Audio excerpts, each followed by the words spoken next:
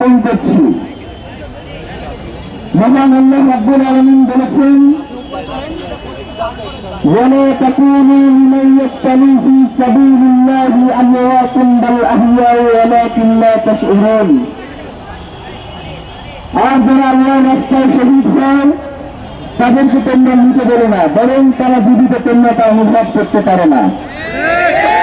প্রিয় বন্ধুরা, আজকে শরীফ ওসমান হাদি যিনি শাহাদাত বরণ করে আপনাদের এই পাশে শুয়ে আছেন, কিন্তু আপনারা যে এখানে চলে আসছেন, কেন চলে আসছেন?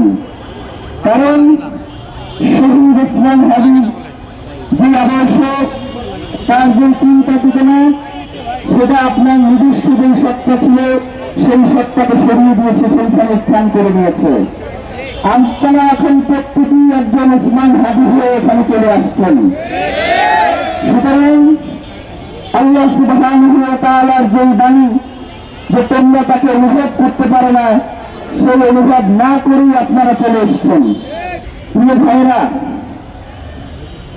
অনেকেই আমরা শহীদ ওসমান হাদি হইতে চাই, তার জন্য আমরা এখানে এসে দাঁড়াই, কিন্তু ততক্ষণ পর্যন্ত আমরা শহীদ ওসমান হাদি হইতে পারবো না যতক্ষণ পর্যন্ত আমাদের অন্তরে আমাদের এই ধরনের চিন্তা ভাবনা কাজ করবে যে আমরা শহীদ ওসমান হাদিকে যারা খুন করেছে, যারা হত্যা করেছে, তারা আমাদের থেকে অনেক শক্তিশালী।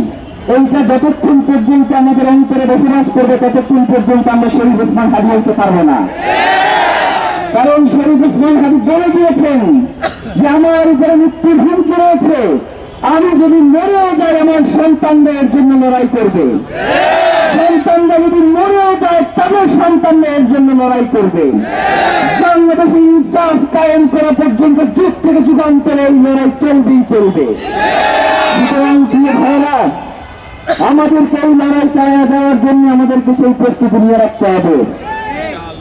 আমরা বারবার রক্ত দিব না, রক্ত আমরা বহুবার দিয়েছি। 47 দিয়েছি, 71 দিয়েছি, 24 দিয়েছি, পিলখানায় দিয়েছি, সাপ্লাই দিয়েছি, শুধু কি আমরা রক্ত দিতেই থাকবো? প্রিয় ভাইরা, এই বাংলার জমিনে ইনসাফ কায়েমের জন্য যদি রক্ত দেওয়া লাগে আমরা রক্ত দিব, আবার সেই ইনসাফ কায়েমের জন্য যদি রক্ত দিতে হয় আমরা সেই রক্ত নিব। প্রিয় ভাইরা, মাহমুদুর রহমান একটা কথা প্রায় বলেন যে বাংলাদেশের মানুষ, এই বাঙালি মুসলমান বারংবার রক্ত দেয় এবং এরপরে ভুলে যায়, তার আর মনে থাকে না। আমাদের তার ভুলে গেলে চলবে না। শহীদ ওসমান হাদিরা যদি এই রক্ত নিয়ে বাংলার জমিনে ইনসাফ কায়েম করতে না পারে, তারা যদি দিল্লির চাবিদারির কাছে মাথা নত করে, তাহলে বাংলাদেশের স্বাধীনতা সার্বভৌমত্বকে টিকিয়ে রাখা যাবে না। আপনাদের সবাইকে সেই গোলামীর জিঞ্জির পরে বসে থাকতে হবে। আমরা চাই শুধুমাত্র ইনকিলাব মঞ্চ নয়, শহীদ ওসমান হাদির মাথায় গুলিবিদ্ধ করে শুধু শহীদ ওসমান হাদিকে হত্যা করা হয়। দৈনিক আজকের বাংলা .net